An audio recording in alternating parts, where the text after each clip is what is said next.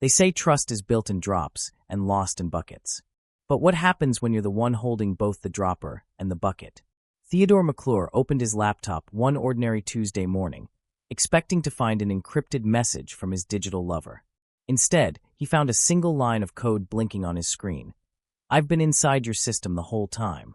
Most cheaters panic when they're caught. Theodore didn't just panic, he realized he'd been having an affair with a ghost. A ghost who knew his bank account numbers, his passwords, his deepest fantasies, and exactly how much he'd paid for the diamond necklace currently sitting in someone else's safe. The woman he'd been falling in love with for 6 months didn't exist. Except she did. She was his wife. And she'd been playing a game he didn't even know had started. The first thing people need to understand about digital deception is this. Every system has a vulnerability. Every single one. It doesn't matter how sophisticated the encryption is, how many layers of security you've built, or how careful you think you're being.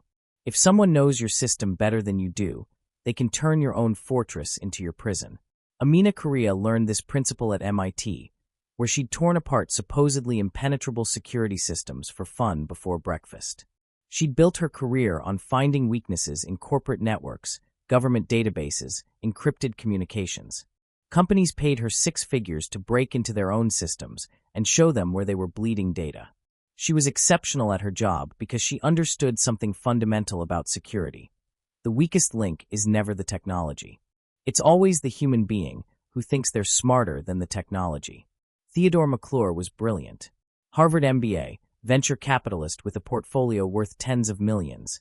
The kind of man who wore Tom Ford suits to casual dinners and ordered wine in flawless Italian.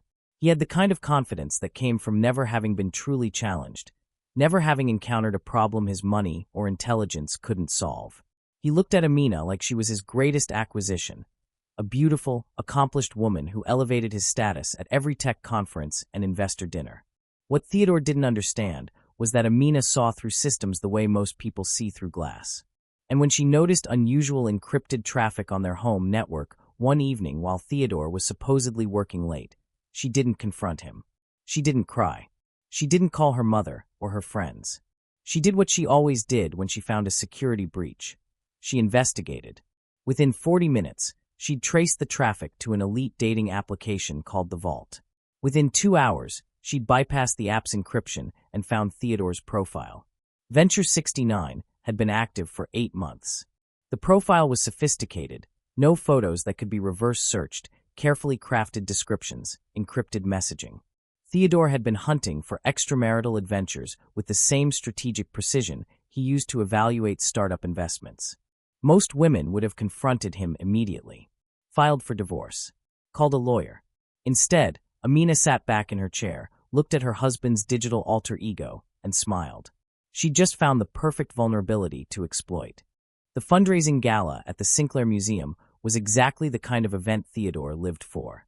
800 of the city's wealthiest individuals in formal attire, champagne flowing like water, conversations that could result in multi-million-dollar deals happening between the canapes and the string quartet. Theodore worked the room like a conductor, moving from one cluster of investors to another, his hand occasionally finding the small of Amina's back in a gesture that looked affectionate but felt possessive. She wore a deep emerald gown that contrasted beautifully with her dark skin, her natural hair styled in an elegant updo that had taken her stylist 2 hours to perfect. People kept complimenting them as a couple. "You two are absolutely radiant together," one of Theodore's business partners said, raising his glass. Theodore smiled and pulled Amina closer, and she smiled back, thinking about the profile she'd started building 3 days earlier. The woman Amina was creating didn't exist, but she was perfect. Her name was Siren, deliberately mysterious, impossible to trace. She would have no social media presence, no digital footprint beyond the Vault's encrypted servers. Amina had spent hours studying Theodore's search history, his liked posts on anonymous forums, the types of profiles he lingered on. She knew exactly what he wanted. Someone unavailable, mysterious, intellectually challenging. Someone who didn't need his money but appreciated his sophistication. Someone who made him work for her attention. Creating Siren's profile required more than just uploaded photos. Amina used images from a European model's private portfolio, purchased legally through a stock agency, images that would never trigger reverse image searches because they'd never been published online. She crafted responses that were intellectually stimulating, slightly aloof, tinged with dark humor. She made Siren a venture capitalist too, but one focused on emerging markets in Southeast Asia.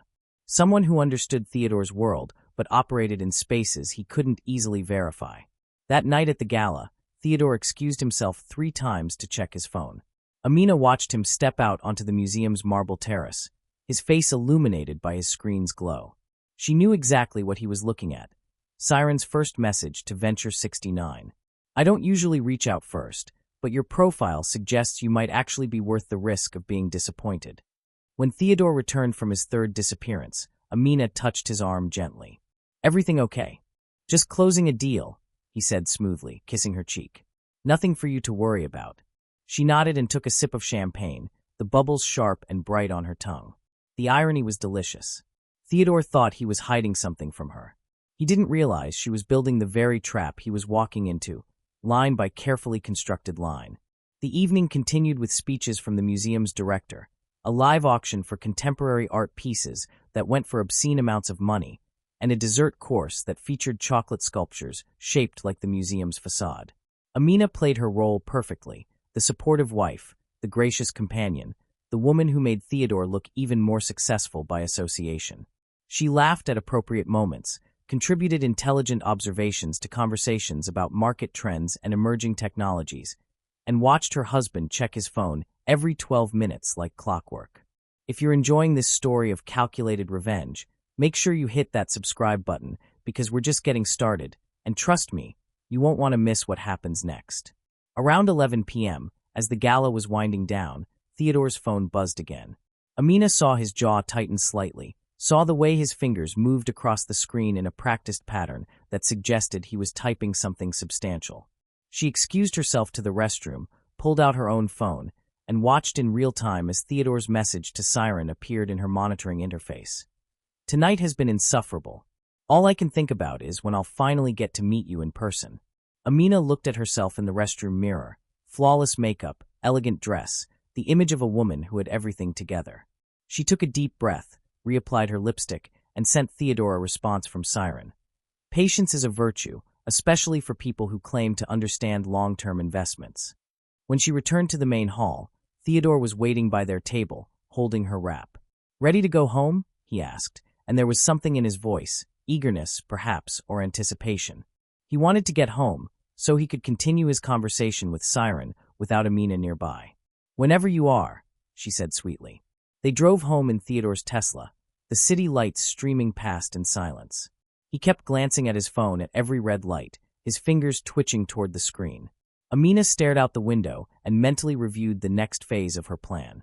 She'd spent years building systems designed to catch sophisticated hackers, people who thought they could outsmart any security protocol. Theodore was just another type of hacker, trying to breach the sanctity of their marriage while thinking he was clever enough to avoid detection. He had no idea that the security expert he'd married had already mapped every vulnerability in his behavior, documented every digital footprint, and was systematically building a case that would leave him with nothing. The psychology of catfishing isn't about creating a fake person. It's about creating the reflection of what your target desperately wants to see. Amina understood this instinctively, the same way she understood code. Both required you to think several steps ahead, to anticipate responses, to build systems that seemed organic but were actually meticulously designed. Siren and Venture 69's early conversations followed a careful rhythm. Amina would wait precisely 4 hours before responding to Theodore's messages, creating artificial scarcity. She made Siren slightly dismissive of his accomplishments, forcing him to work harder for her approval. When he mentioned a successful deal, Siren would respond with something like, "Impressive.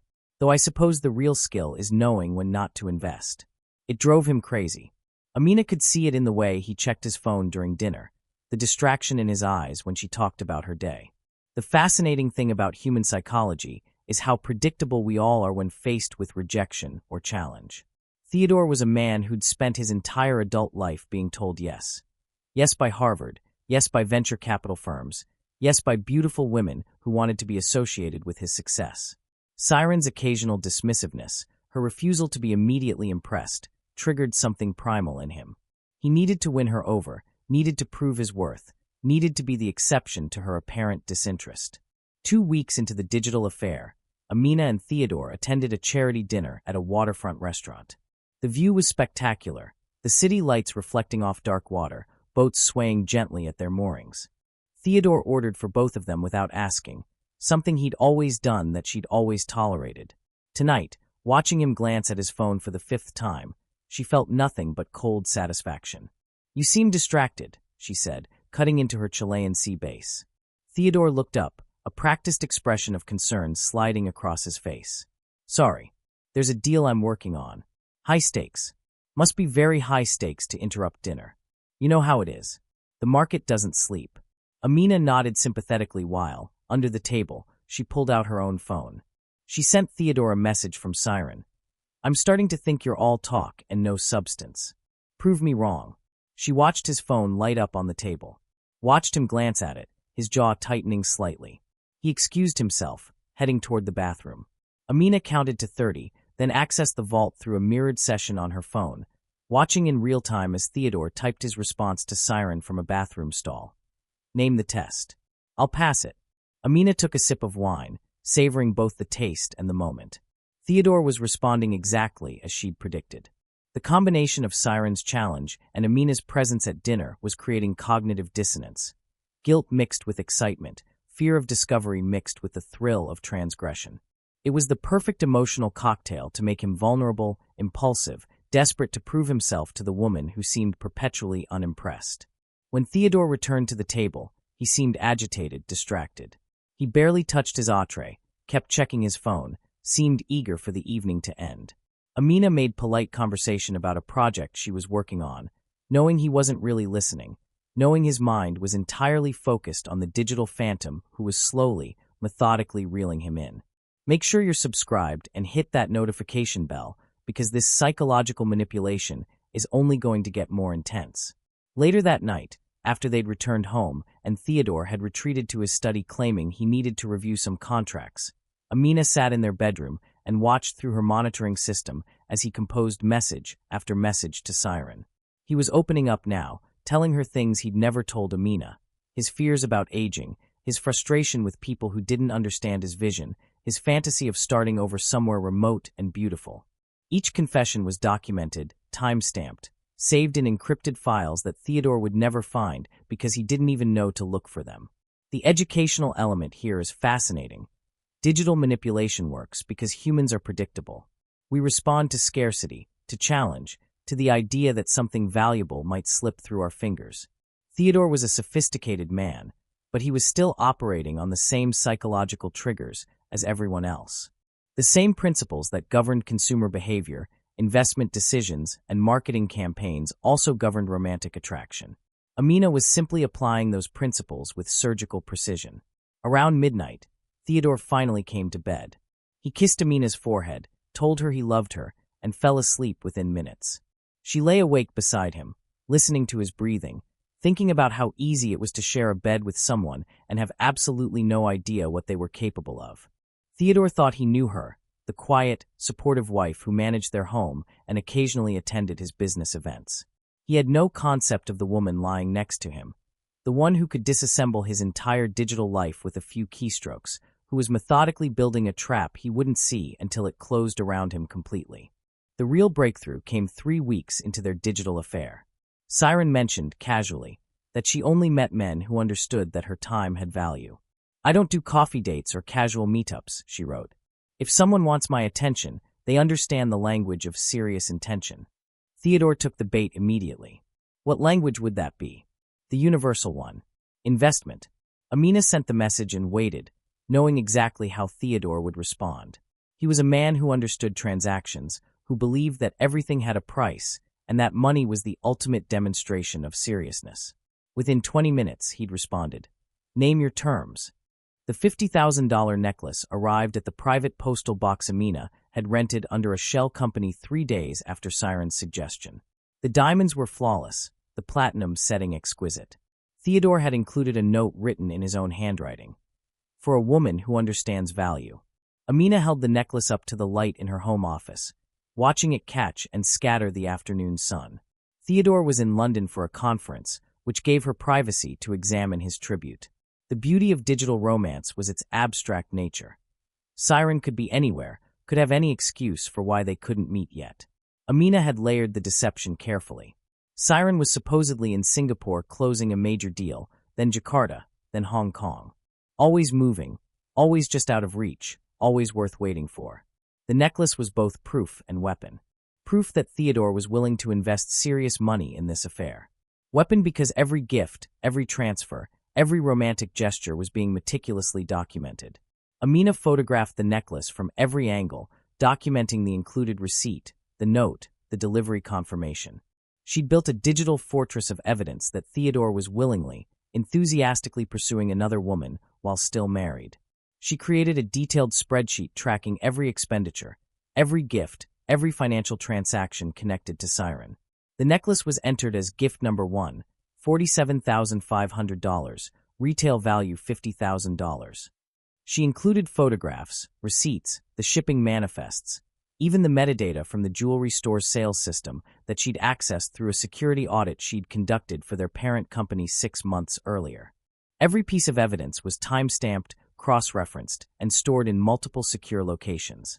If you're thinking this level of planning is absolutely insane, make sure you like this video and drop a comment about whether you think Theodore deserves what's coming to him. Theodore returned from London with expensive gifts for Amina too, designer scarves, a limited edition perfume, a first edition book she'd mentioned wanting months ago. He was compensating, trying to balance his guilt with generosity. She accepted each gift with appropriate gratitude, kissed him warmly, told him how much she'd missed him. Meanwhile, Siren was sending Theodore increasingly intimate messages, building emotional dependency that made the physical separation more intense. "I've never felt this way about anyone," Theodore wrote to Siren one evening while Amina was in the shower. "You understand parts of me that I didn't even know existed." Amina read the message later that night and felt a strange mixture of satisfaction and sadness. 8 years of marriage, and he'd never said anything like that to her. She'd supported his career, managed their home, been his partner in every meaningful way, and yet here he was pouring his heart out to a digital phantom because the phantom represented something Amina had stopped representing years ago. The unknown, the unconquered, the challenge. The second tribute came 6 weeks later, and this one was more sophisticated. Siren had mentioned, casually, that she was having trouble with a business deal in Manila. Nothing illegal, nothing unethical, just a temporary cash flow issue that was preventing her from closing on a property that would be perfect for a tech incubator she wanted to launch. $15,000 would solve the problem, and of course she'd pay it back immediately, but the opportunity would slip away if she couldn't move quickly. Theodore didn't hesitate. He transferred $20,000 to the offshore account Amina had established, with a message attached. "Consider it an investment in our future. Don't worry about paying it back." Amina watched the money appear in her account and felt a satisfaction that had nothing to do with the money itself. This was about power, about control, about watching someone who considered himself untouchable realize he'd been played from the very first move. Theodore thought he was having an affair. He didn't realize he was funding his own destruction, one generous gesture at a time. She updated her spreadsheet. Transfer number 1, $20,000. Purported purpose, business investment. Actual purpose, financial support of extramarital relationship. Documentation, transfer receipt, message transcript, offshore account records. The trap was tightening, piece by documented piece, and Theodore had no idea that every romantic gesture, every generous gift, every passionate message was another strand in the web that would eventually immobilize him completely. He thought he was building a relationship. He was actually building the evidence that would destroy him. Jesse Miranda's law office occupied the 42nd floor of a glass tower downtown, with views that stretched from the harbor to the distant mountains. Jesse had built her reputation handling high-stakes divorces for wealthy clients, the kind of cases that made headlines and set precedents. She was Amina's age, sharp-eyed and sharper-minded, with a reputation for being absolutely ruthless when defending her clients' interests. She listened to the entire situation without interrupting once, her fingers steepled under her chin, her expression thoughtful. When Amina finished explaining, Jessie sat back in her leather chair and smiled. Not a warm smile, but the smile of a predator recognizing prey. "This is the most sophisticated divorce preparation I've ever seen. I'm not ready to file yet, Amina said. I need to make sure the asset transfer is complete. Smart. In this state, financial abandonment claims require proving intent to divert marital assets. What you're building isn't just evidence of an affair. It's proof that he's actively moving shared resources to pursue another relationship. Jessie pulled up a legal document on her computer screen, rotating the monitor so Amina could see. Every gift, every transfer, every message where he discusses leaving you or starting a new life, it all establishes clear intent. When we file, we're not just arguing infidelity. We're arguing that he's been systematically looting the marriage to fund an extramarital relationship.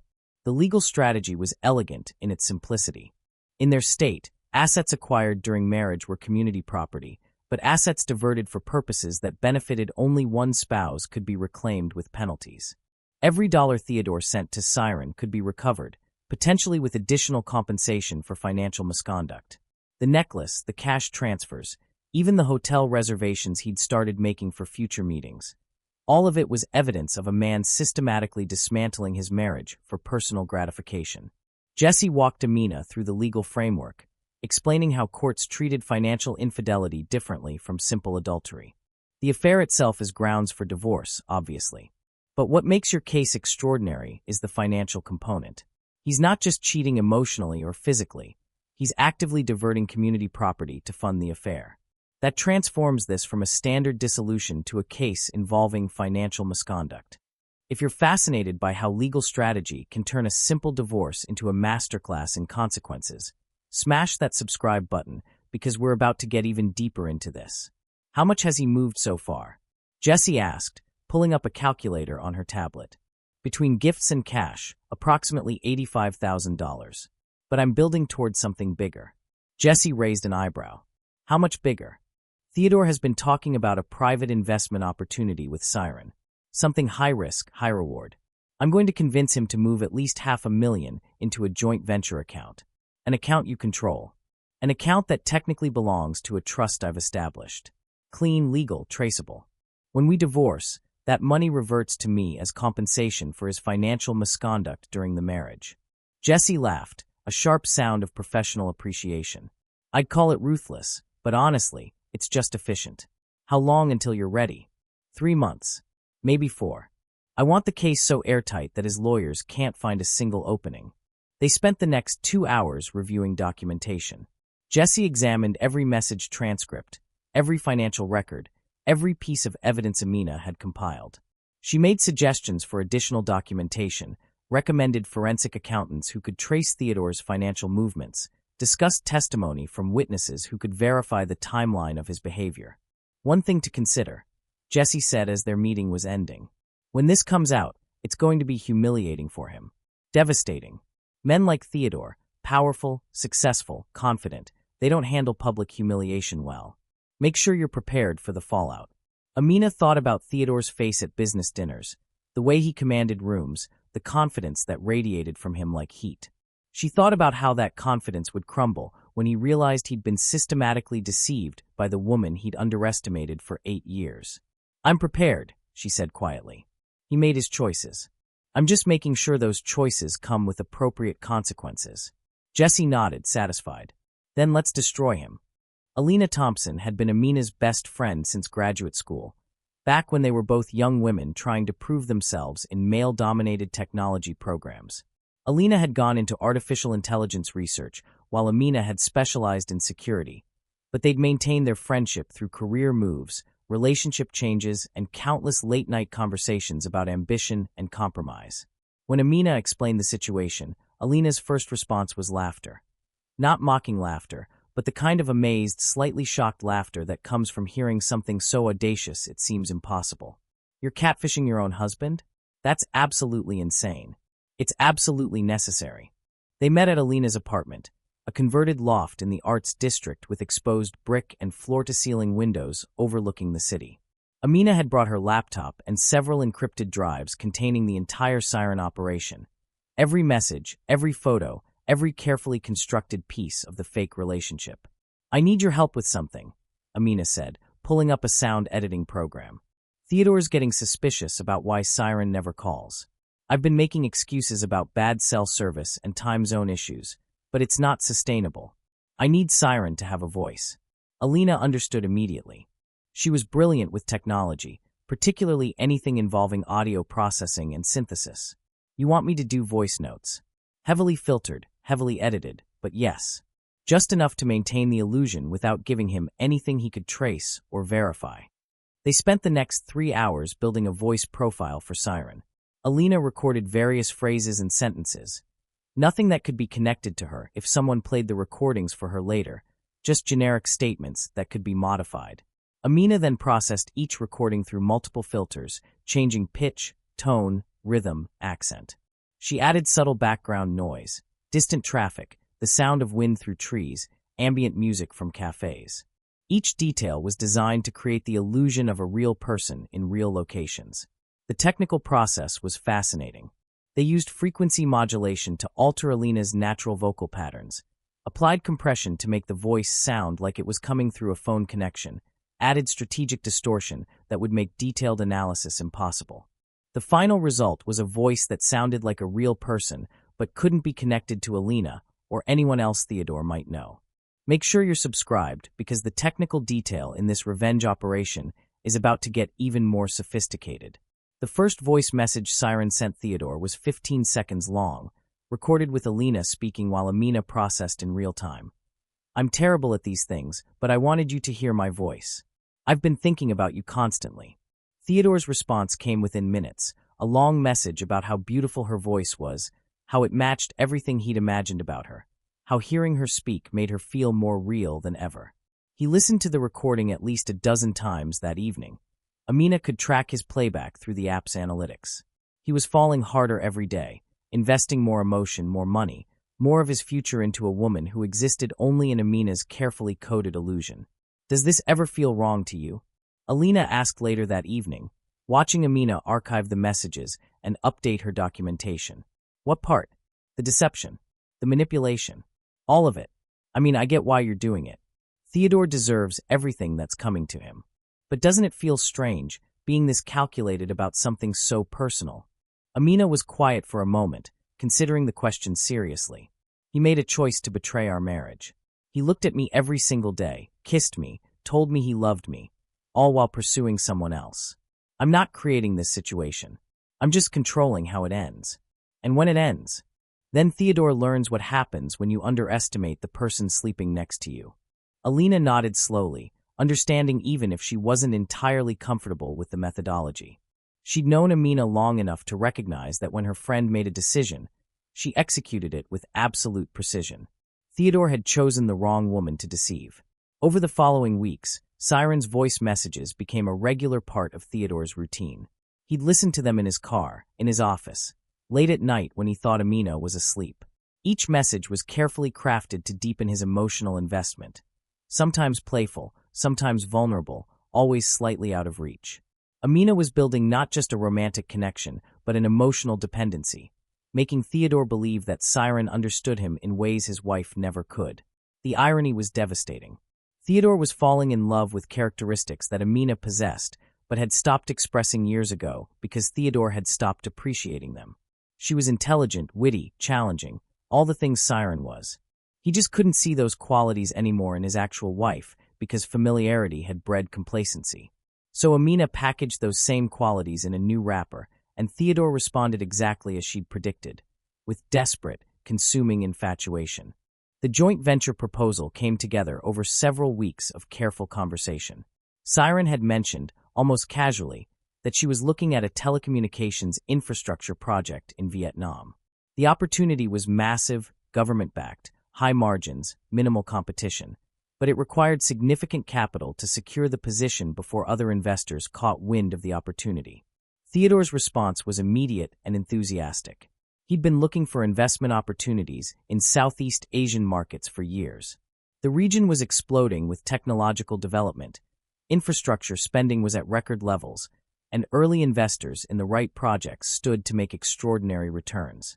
If Siren was willing to bring him in as a partner, he'd move whatever capital was necessary to secure their position.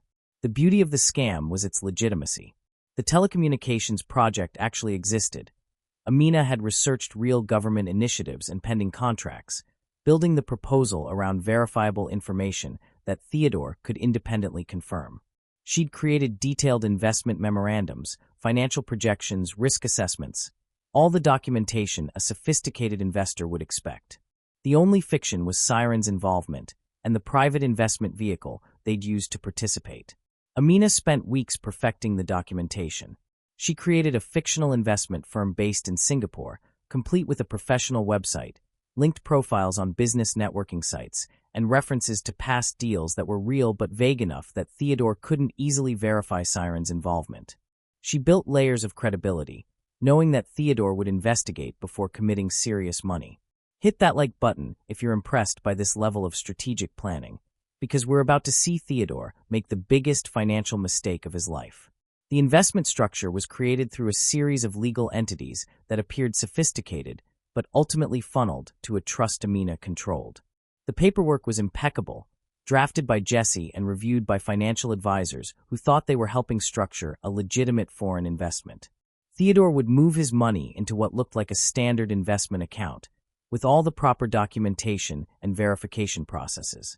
He'd never know that the account's beneficial owner was a trust established in Amina's name, with Theodore having no legal claim to the funds once they were transferred.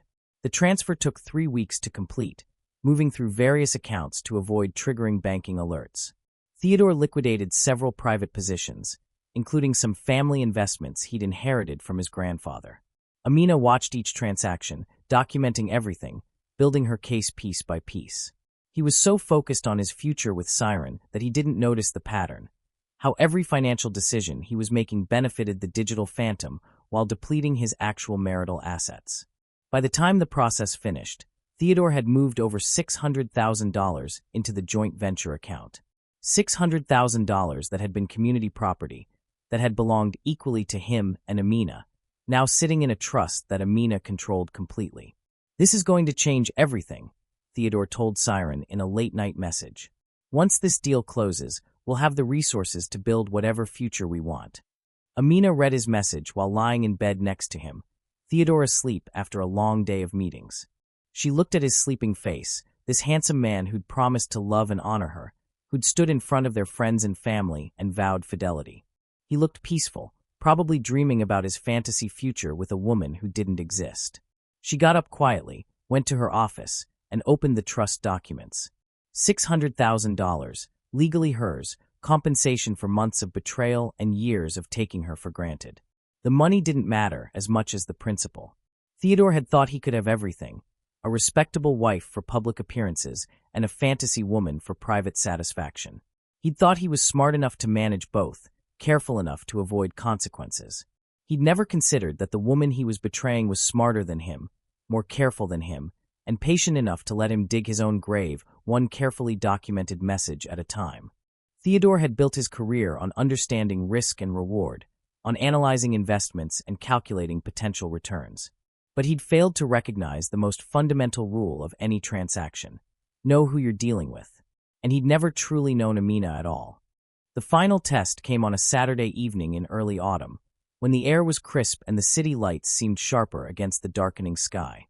Theodore and Amina were hosting a dinner party for several of his business associates and their partners, an annual event that Theodore insisted on because it was good for networking. Amina had spent the afternoon preparing, coordinating with the catering company, arranging flowers, making sure every detail was perfect. She wore a burgundy dress that Theodore had once said made her look like royalty, though he probably didn't remember saying it. The guests arrived promptly at 7. There was Jonathan Price, a hedge fund manager with political aspirations, and his wife Diana, who taught art history at the university. Caleb Michaels came with his new girlfriend, a woman 30 years younger than him who worked in marketing. Sean Brown, who'd made his fortune in commercial real estate, arrived alone, recently divorced and making jokes about his freedom that everyone laughed at politely. Halfway through dinner, as Amina was serving the main course, a perfectly cooked beef tenderloin with roasted vegetables and a red wine reduction, Theodore's phone buzzed. He glanced at it, his face showing nothing, but Amina knew exactly what the message said because she'd sent it 5 minutes earlier. Siren had written, "I can't do this anymore. The hiding, the waiting. I need to know if this is real or if I'm just your distraction." Theodore excused himself, claiming a work emergency.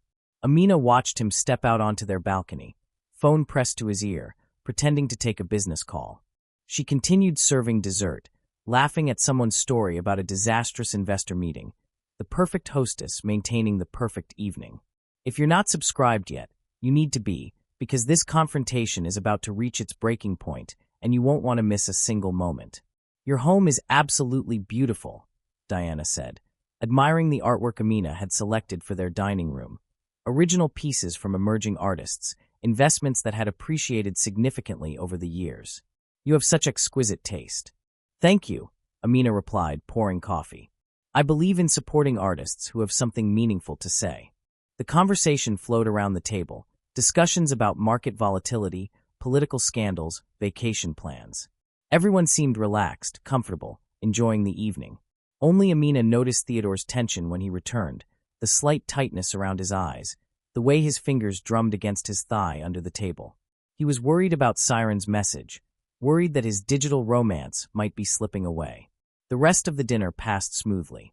Guests complimented the food, the wine, the beautiful home.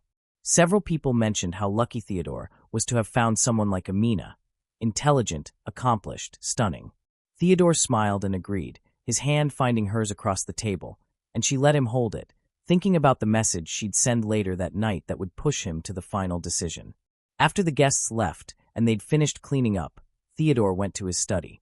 Amina gave him 30 minutes, then sent the message she'd been planning for weeks. I need you to choose. I'm not some fantasy you keep in your pocket while you maintain your perfect life. I deserve more than that. We both do. She watched through her monitoring system as Theodore read the message, watched him pace his study, pour himself a whiskey, read it again. His response took 15 minutes to compose, and she could see him deleting and rewriting sections, trying to find the right words. Finally, he sent, You're right. You deserve everything. I've been afraid to admit it, but I'm falling in love with you. My marriage has been over for years. I just didn't have the courage to face it until you. Amina felt something cold and sharp settle in her chest. After 8 years of marriage, countless dinners and vacations and quiet mornings together, this is what he was capable of. Not fighting for their relationship, not examining what might be missing, not even having the respect to end things honestly. Instead, he'd constructed an elaborate fantasy life and convinced himself it was somehow more real than the woman he came home to every night. She read his message twice more, memorizing it, letting the reality of his betrayal settle completely. Then she sent the final test. Then prove it. Leave her. Not eventually, not someday. Your anniversary is coming up. Tell me you'll end it on that day, and I'll know you're serious. Theodore's response came within seconds. Consider it done. On our anniversary, I'll tell her I want a divorce. And then I'll finally be free to be with you. Amina screenshot the message, saved it in triplicate across different secure servers, and forwarded it to Jesse with a single line. We're ready. He just committed to asking for a divorce on our anniversary. I want to file first, before he has a chance. Jesse's response came minutes later. Perfect. I'll have papers drafted by Monday. When do you want to serve him? Amina thought about timing, about maximum impact, about making sure Theodore understood exactly how thoroughly he'd been played. I want to serve him in person. At the hotel where he thinks he's meeting Siren. That's dramatic. I love it. Send me the details. Amina looked at the calendar. Their anniversary was in 3 weeks. 3 weeks to finalize documentation. 3 weeks to prepare for the confrontation. 3 weeks until Theodore walked into a hotel room expecting to begin his new life and instead found the ruins of his old one waiting for him. Room 404 at the Grandview Hotel was a corner suite with panoramic city views, floor-to-ceiling windows that showcased the skyline like a painting, a marble bathroom with a soaking tub, and a California king bed with Egyptian cotton sheets. Theodore had booked it 3 weeks in advance under a fake name, Michael Sean, a combination of 2 of his business associates, paying cash to avoid any paper trail connecting him to the reservation. He'd told Amina he had an important investor meeting in Seattle and would be gone overnight. She'd kissed him goodbye that morning, wished him luck with his meeting, told him she loved him. Theodore arrived at the hotel at 7 p.m. on what would have been their 9th wedding anniversary. He wore a white suit that Amina had never seen before, purchased specifically for this occasion, she discovered when she tracked his credit card statements. He carried an enormous bouquet of orchids, Siren's favorite flower according to the preferences she'd mentioned months earlier. He'd had a bottle of vintage champagne sent up to the room in advance, along with chocolate-covered strawberries and a cheese plate from the hotel's restaurant. He'd gotten a haircut that afternoon, bought new cologne, clearly spent hours preparing for this moment when he'd finally meet Siren in person and begin his new life. What Theodore didn't know was that Amina had been in the room since 4 p.m. She'd tipped the hotel manager generously to provide her with a key, explaining that she was planning a surprise for her husband, which was technically true, just not the kind of surprise the manager probably imagined. She'd set up her laptop on the desk with a clear view of the door, the screen displaying the vault's interface with their entire message history.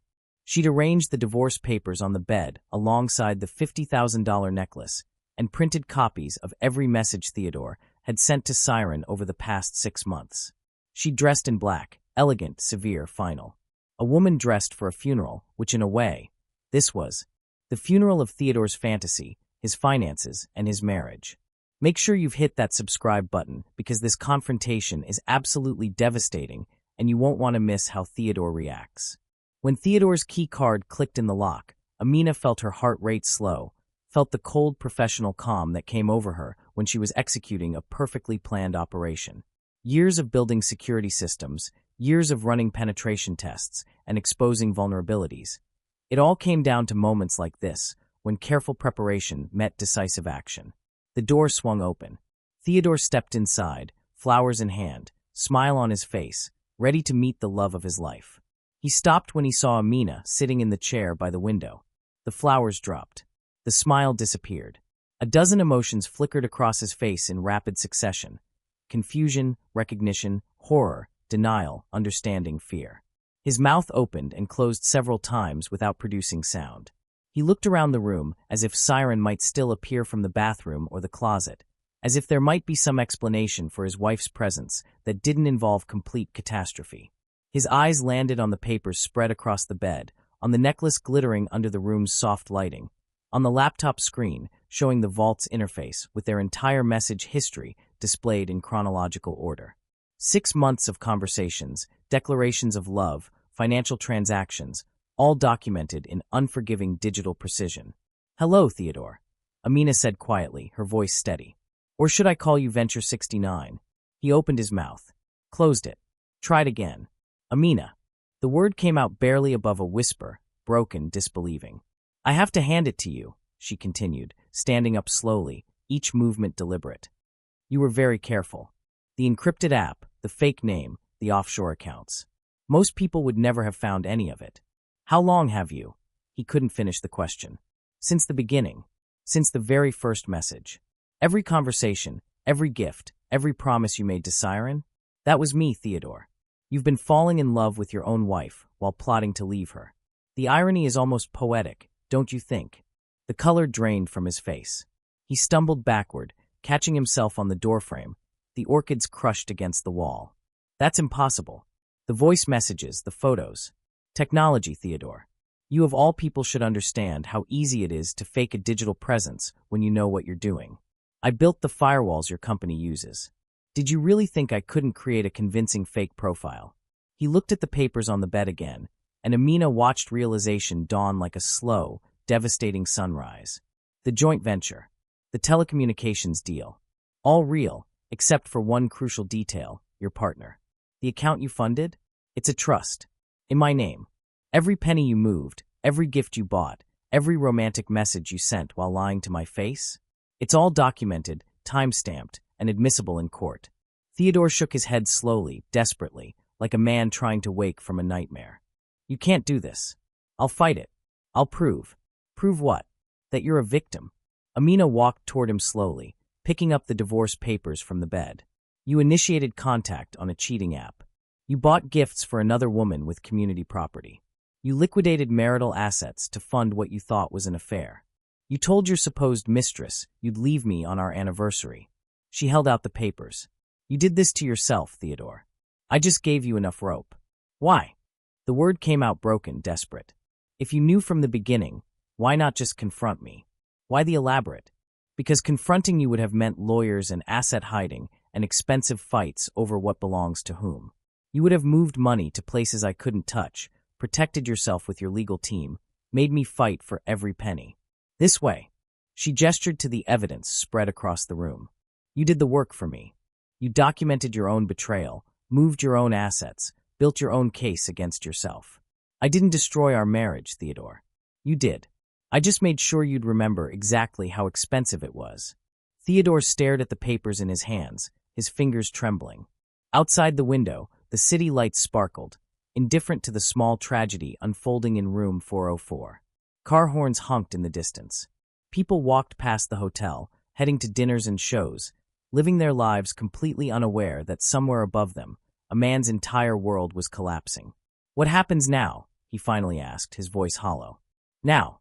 Amina picked up her laptop, her purse, the necklace, evidence she'd need for the proceedings. Now you sign those papers. My lawyer will be in touch about the asset division, but you should know that the $600,000 you invested is gone. The additional $85,000 in gifts and transfers is also gone. You'll be responsible for your own legal fees, and given the documentation I have, I'd suggest you don't fight this. She walked past him toward the door, paused with her hand on the handle. For what it's worth, Theodore, I did love you. Not anymore, obviously. But once upon a time, I loved you enough to believe you when you said forever. You should have remembered that before you went looking for something better. Amina, please. Don't. Her voice was sharp, final. Don't apologize, don't make excuses, don't try to explain. You made your choices over 6 months of carefully planned betrayal. You don't get to ask for understanding now that those choices have consequences. She opened the door, then turned back one last time. Oh, and Theodore? The champagne and strawberries you ordered? Enjoy them. They're already paid for. Consider it my anniversary gift to you, a reminder of exactly how much you threw away for a woman who never existed. Amina walked out of room 404, leaving Theodore standing in the suite he'd booked for a fantasy that never existed, holding divorce papers and the ruins of a life he'd methodically destroyed while thinking he was building a new one. Behind her, she heard a sound that might have been a sob or might have been her name. She didn't turn around. Some doors, once closed, should stay closed. 6 months later, Amina sat in a beachfront cafe in Costa Rica, laptop open, working on a security consultation for a European tech company that was concerned about industrial espionage. The work was engaging, challenging in ways that satisfied her analytical mind.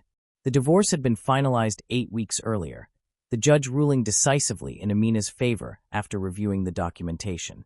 Theodore's lawyers had tried to fight the asset division, arguing that their client had been entrapped, manipulated, the victim of an elaborate scheme.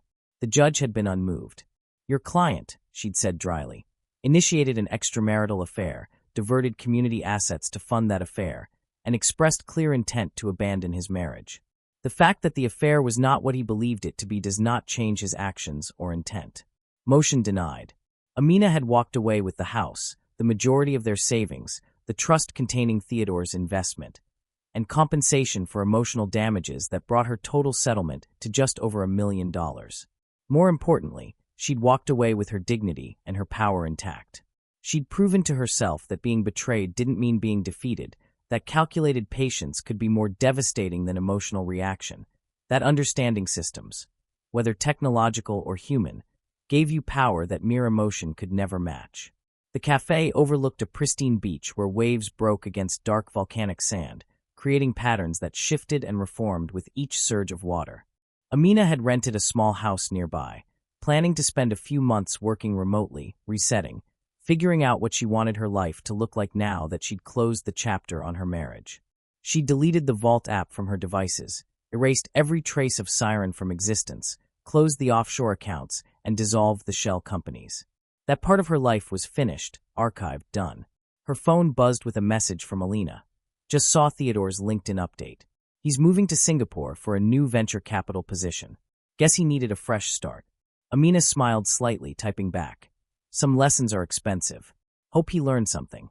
She closed her laptop and walked down to the beach, letting her feet sink into warm sand, listening to the rhythm of waves against shore. The revenge had been satisfying, but the real victory was simpler. She'd refused to be the kind of woman who accepted betrayal quietly, who let someone take advantage of her trust without consequences, who allowed her intelligence and skills to be underestimated simply because she was female, because she was a wife, because Theodore had assumed she was too trusting or too comfortable to fight back. Theodore had thought he was clever, using technology to hide his affair. He'd never considered that the woman he was betraying had built her entire career on understanding systems, finding vulnerabilities, and exploiting them with surgical precision. He'd never imagined that his greatest weakness would be his own desire, his own ego, his own absolute certainty that he could have everything without consequences. If you've made it this far, make sure you're subscribed because stories like this remind us that underestimating someone based on assumptions is always a mistake, and the cost of that mistake can be devastating. The sun was setting over the Pacific, painting the sky in shades of orange and purple and gold that seemed almost unreal in their intensity. Amina stood at the water's edge and let the waves wash over her feet, thinking about beginnings and endings, about trust and betrayal, about the elaborate game she'd played and won. She'd been a perfect wife for 8 years, supporting Theodore's career, managing their home, playing the role he'd wanted her to play. She'd been an even more perfect ghost for 6 months, constructing a fantasy so compelling that Theodore had sacrificed his real life pursuing it. Now finally, she could just be herself, brilliant, dangerous, free. In a hotel room hundreds of miles away, or maybe an airplane crossing the Pacific, or perhaps an empty apartment in a city where no one knew his story, Theodore probably still wondered how he'd missed the signs. How had the woman he'd shared a bed with for 8 years maintained such an elaborate deception? How had he been so completely fooled? The answer was simple, though he probably would never understand it. He'd underestimated her.